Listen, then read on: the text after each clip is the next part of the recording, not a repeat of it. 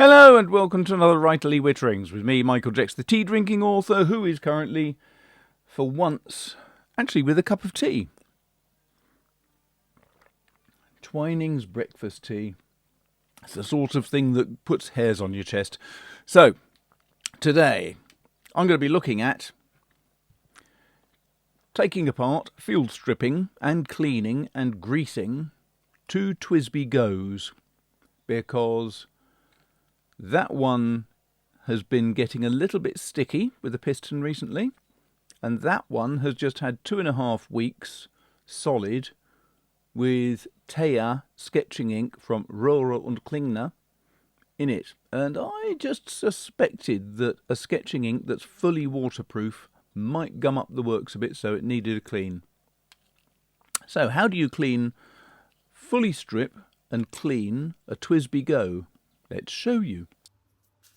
Here we have a TWSBI Go. It is the pen with a 1.1mm stub nib that I use all the time for my pen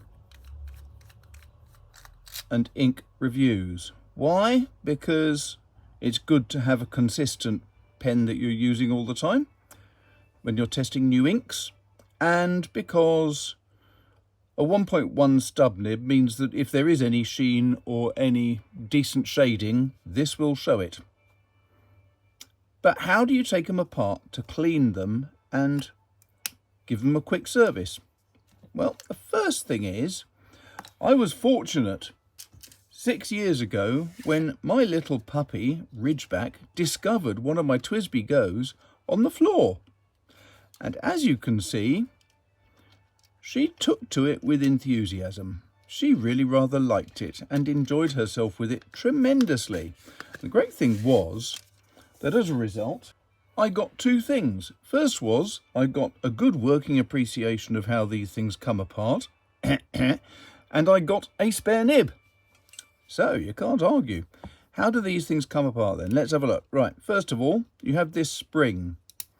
This piston goes up and down, and every now and again you'll have noticed in my reviews that it gets stuck on the down.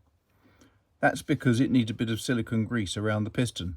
So how do you get silicone grease inside there? Well, you release the pressure on the spring and then you grip the cap quite firmly, and it's got a reverse thread on it.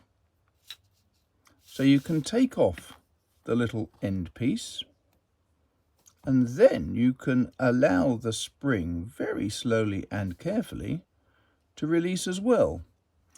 Now the spring has these two little metal pieces.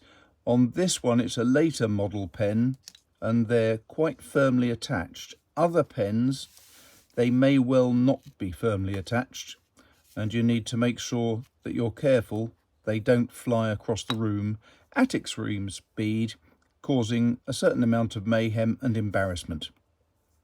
Now, you can possibly see that this is running up and down inside a little metal threaded cap. That is what this tool is for in my household. It is a sort of a screwdriver, and if you're very careful, you can just slide it into one of those slots, and then that little metal cap unscrews very easily and comes off. There you go, little metal cap, and the cap to the rod. Now, all you need to do is pull, and the piston assembly comes out. So we now have one piston assembly. We have a nib unit here, which if you just pull it gently, comes out, and that gives you access to the nib and feed. And here's the front end of the pen. That really is it. What a nice, simple design. When you want to put it back together again, I would strongly recommend that you use a little bit of silicone grease. I have here a pot I purchased not that long ago from Cult Pens.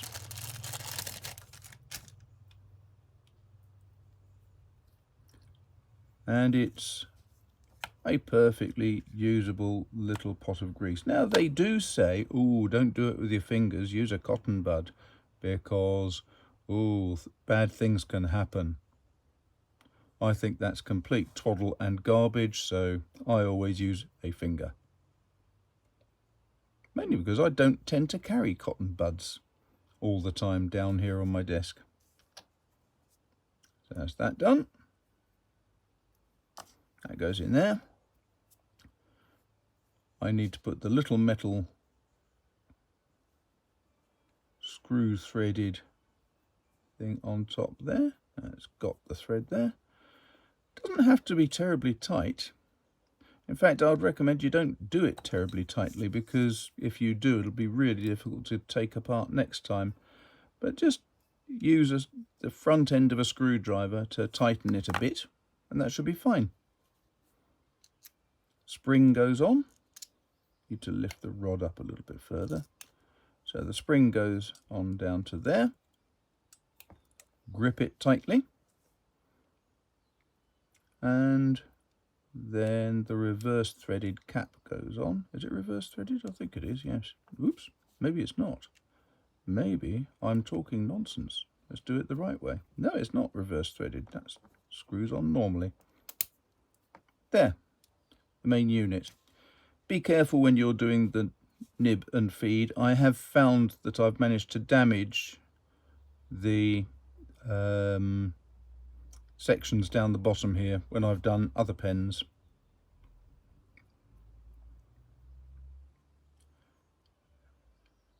And that just fits, it rests on top of a little slot in the feed.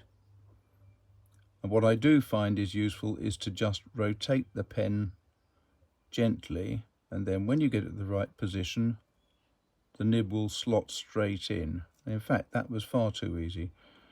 You can see there it's sticking out a bit. As I turn the barrel, it just drops straight in. There's a shaped section which makes it easier. If you're taking it apart and the nib and feed are still in place, I would recommend that you put the cap on before you try to take this assembly apart. It just means you're going to protect the nib slightly. And that's it. So that's one pen done. Let's do this one that's just been emptied. It did have Taya sketch ink in it. It's had it in there for the last, what is it, 3 weeks by the time you see this. Recording this over the weekend on the 10th, it actually was in there for 2.5 weeks, but that's plenty of time for it to gum up the works. Not that it has. So I'm just going to, first of all, flush the pen into the water.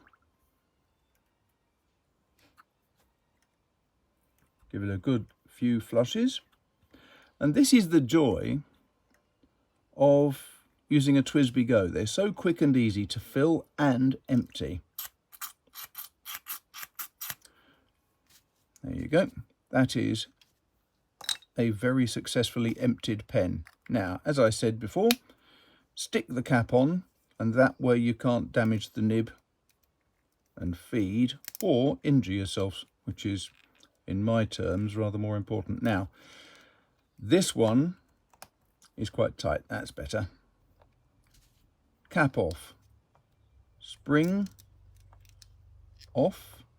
These end pieces are not fixed on this one. They are loose. So again, just make sure you don't lose them. Need to release the piston mechanism. So trusty tool once more.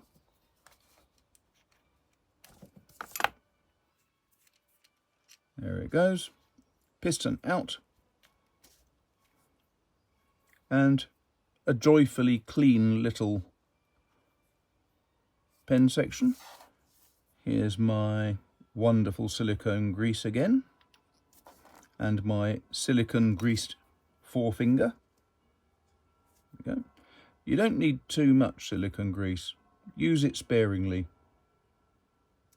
You don't want to gum up the works with silicone after all, but just enough to keep things moving nice and simply.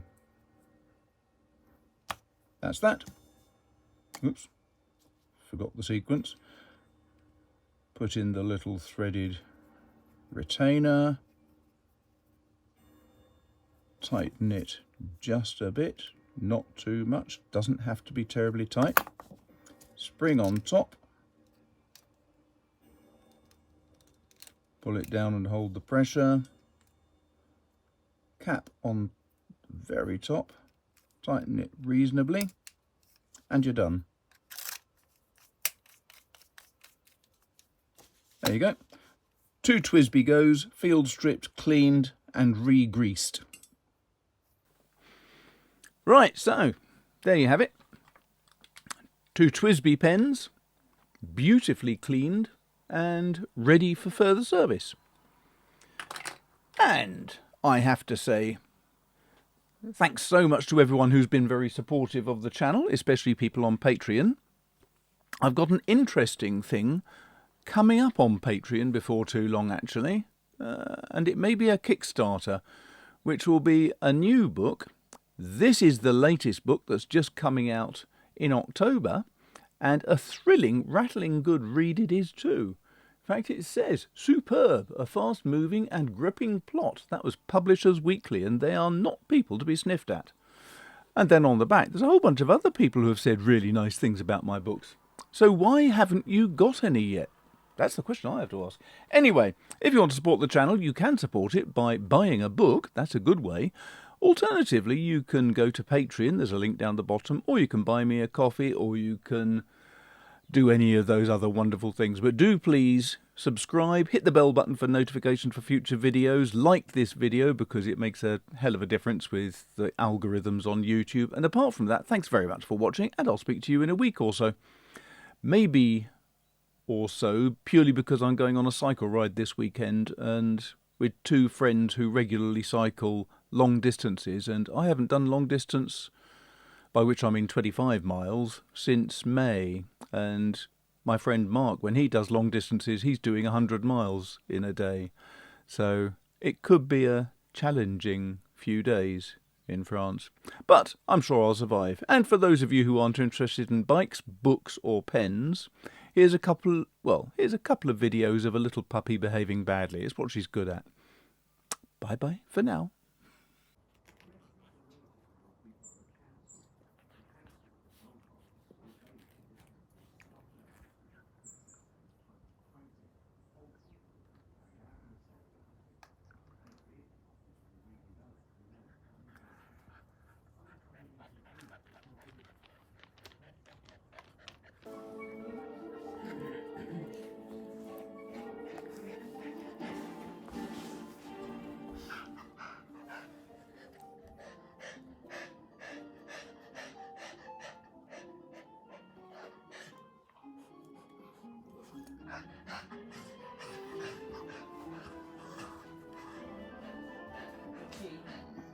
Mm.